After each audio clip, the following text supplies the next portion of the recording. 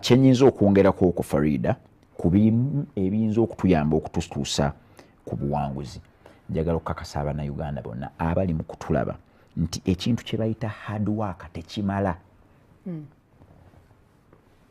Hard work oba okukola ennyo tekimala. Hard work kwe kubeera ng'ossaamu nnyo amaanyi mu kyoli mu kukola. Kati gamba ng'abantu bakeera n'omulaba ng'akedde atuuka mu budde, meeting azibeeramu, acontributinga, asobola n'okubeera ng'akola research, najja n'abuulira boosi we nti tetusobola kutunda omwaka guno, tetusobola kutunda bwe tuti olwa kino na kino.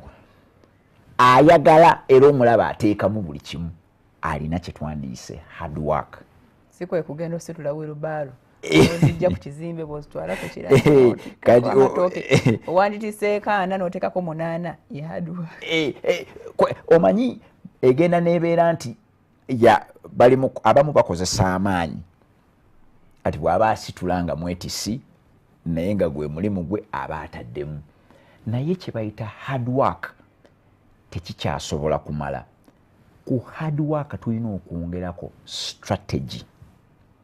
Strategy kwe kumanya nti ntambudde ntya okuva ku A neŋŋenda ku B, nenva ku B neŋŋenda ku C. Nali wano Farida nenkugamba nti akalimi k'essaawa bw'oba okatunuulidde, akalimi akabala essaawa ke kasinga obumpi ku ssaawa. Kizibu okusanga omuntu yenna mu nsi eyali akatunuuliddeko n'akakwasa nga kali mu kwekyusa. Tulaba kasekendi. Akasekendi ko tukalaba nga kekyusa, oyinza n'okutunula n'olwawo ko n'olaba akeddakiika.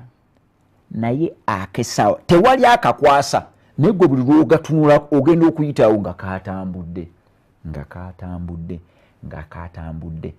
Teebereza katambula eryo lyonna ebbanga. Kitegeeza ki? Nti ojja kukeera ku makya obeere ku mulimu gwo bakugambe wano wakamalawo emyaka 15 nga toyinza kikkiriza. Olaba ng'eyaze jjo 10 obaaga ng'ogakutte ogakubya wali 20 full years. Otandika okunoonya nkozeewo ki? Era ogenda kulaba mu weebuuza nkozeewo ki ng'okoleddewo abo abali awo nga gwe toyina kyeweekoleddewo. Buli lwoga nkozeewo ki, bajja gamba ye yaleeta design empya, ye yatuyamba ne tugula kamera, awo nga gwe wakyerabira teweesindise mu maaso. Kye bayita strategy nti buli lw'obeera ng'oliko ky'okola olina okuyimiriramu n'ogamba naye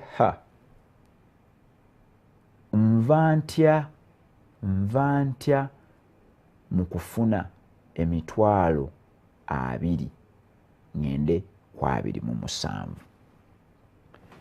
Kyokka ate era bwe ngifuna kiki kye nnyinza okukola mu bulamu bwange ne mbaako kye nkyusaamu mu byenfuna. Nenyingira ekinana. The idea is simple. Abantu balina okutandika okunoonya their value such that they can ask for their worth. Wakawulidde ako Farida? Nti gwe kennyini olina okumanya nti okusinziira ku busobozi bwange n'obukugu bwange n'engeri gye nnyambyemu ekitongole kino, ssente ezo ze nnina okuba nga nkyafuna yowaayi bwe mba ezo ssente nga ze bakyampa omuntu ali mu kitindi ekyange ezo zaafuna. Ebyo kasita omala okubyeddamu ng'osalawo wano sikyajaawo, ng'ogamba tokyajaawo. Era oli yali mugezi nnyo n'agamba nti the moment you ask for a salary raise it means you need a new company. Kubanga surely kampani yo eva ebabe abalwaninga kampani balina kubanga eva beba bali mu maaso a step ahead kumwe abakozi bo babeera balabye dda nti naye banange era njagala okiraba e Bulaaya mu zino ttiimu zetuwagiriza omupiira ffe tubeera tuli awo tuwagira musajja nga batugamba yasayininze contract empya tebamuwa na chance kwerowooza okakana nga bamukaliza emyaka 5 mu contract bakama abo beerabira batya obwakabiibwo ku mulimu gwabwe kitegeeza toba wakabi either toba wakabi oba baba tebakiraba kati gwe okuŋŋamba nti kogenda obagambe nti mbadde nsaba mulaba obwakabi bwange era kyova basobola kugamba tukirindeko next year kuba basobola okuba nga abamu tebalaba ate tumujje kumeka tumujje kakadde tumuse kumeka nti ku bubiri yalimyewa okiraba.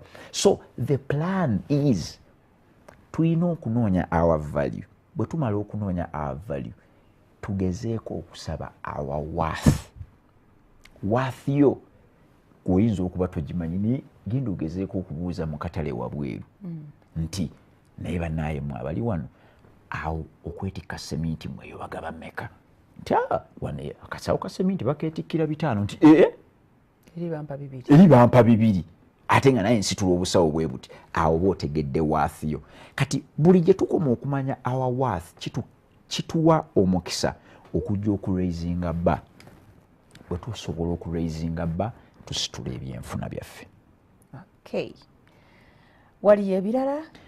Bwe tuba tukyalina obudde bwe tulina buyitirivu ebyo byennyini when you reverse them bye bitugaana to achieve us kabisa bino byennyini bwekasitogeza n'obikyusamu bwoti n'obeera nga kuba kati gwe weebuuze bw'obeera mu kifo n'okikoleramu nga omusaala gwe bakuwadde guli constant. Of course era abantu obasanga nnyo nga bali frustrated emirimu aba anyiize si lwakubanga oba boogera nabyo naye aba akimanyi kubanga fairness teyeetaaga kugenda kusoma tuwe alina ka certificate mu fairness bw'olaba bulabi n'ogane okusinziira kyempa bano tebali mu kumpa kimala.